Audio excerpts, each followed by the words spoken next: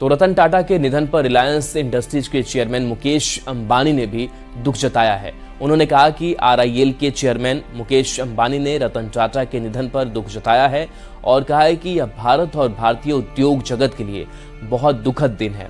रतन टाटा का निधन सिर्फ टाटा समूह के लिए ही नहीं बल्कि हर भारतीय के लिए एक बड़ी क्षति है। व्यक्तिगत स्तर पर रतन टाटा के निधन ने मुझे बहुत दुख पहुंचाया है क्योंकि मैंने एक प्रिय मित्र खो दिया है। देश के जाने माने और सबसे सम्मानित उद्योगपति रतन टाटा साहब अब हमारे बीच नहीं रहे। 1937 में जन्मे रतन टाटा 2024 में 86 साल की उम्र में मुंबई के ब्रीच कैंडी अस्पताल में अंतिम सांसें लेते हैं। रतन टाटा की मृत्यु पर सारा देश गमगीन है, हर किसी की आंखें नम है। रतन टाटा की लेगेसी ऐसी है कि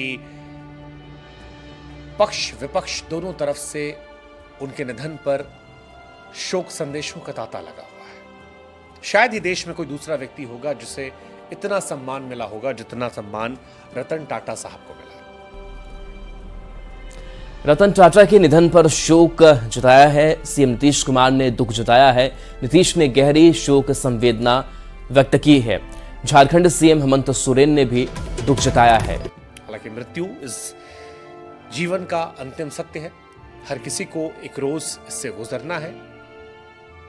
लेकिन रतन टाटा के ना रहने पर एक सवाल उठ रहा है कि कौन बनेगा टाटा का उत्तराधिकारी, किसके हाथ जा सकती है 3800 करोड़ के साम्राज्य की कमान। 86 साल की उम्र में रतन टाटा साहब का निधन हुआ। मुंबई के ब्रीच कैंडी अस्पताल में ICU में वो एडमिट थे।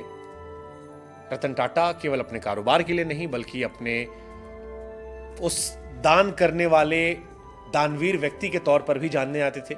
उद्योगपति रतन टाटा की पहचान एक समाज सेवी की रही है। टाटा ग्रुप के साम्राज्य को दिन दुगना रात चौगुना करने में रतन नवल टाटा का बहुत बड़ा हाथ रहा। उनकी लीडरशिप में टाटा सन्स ने नई ऊंचाइयों को छुआ, देश दुनिया में कारोबार तेजी से फैलाया।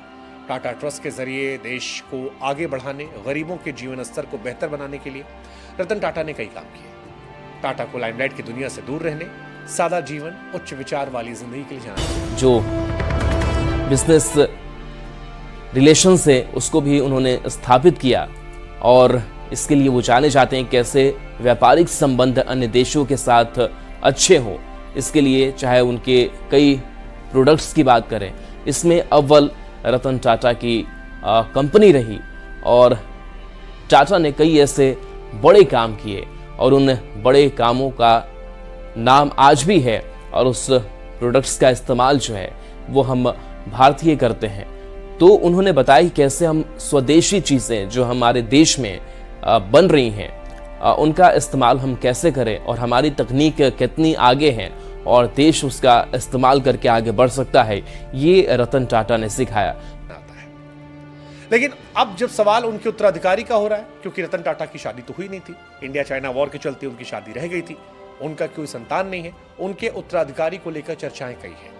3800 करोड़ के विशाल साम्राज्य को कौन संभालेगा, कौन टाटा एम्पायर की देखरेख करेगा, इस सवाल के कई जवाब हैं। टाटा ग्रुप में उत्तराधिकारी को लेकर पहले से योजनाएं बन रही हैं।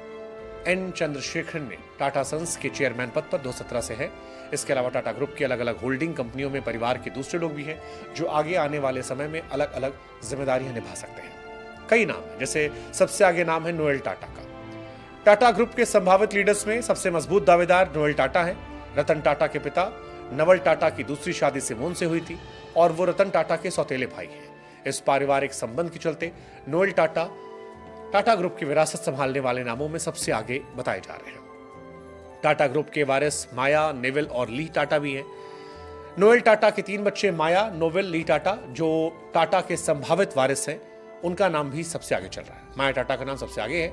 34 साल की माया टाटा टाटा ग्रुप में महत्वपूर्ण भूमिका निभा रही हैं और विदेश से पढ़ाई करने के बाद Tata opportunities fund, Tata digital में बड़े पद पर है। टाटा न्यू ऐप लॉन्च करने में उनका बड़ा रोल है।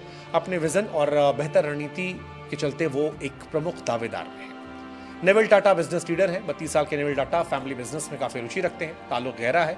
टोयोटा की मानसी किर्लोस्कर से शादी करने वाले नेविल स्टार बाजार के मुखिया हैं। ये company hyper market chain trend limited के तहत आती है। उनकी लीडरशिप में टाटा फ्यूचर लीडर की झलक मिलती है और एक मुखिया बनने की संभावनाएं उनमें भी देखी जा रही है। तो कई ऐसे क्षेत्र जिसमें रतन टाटा का महत्वपूर्ण योगदान।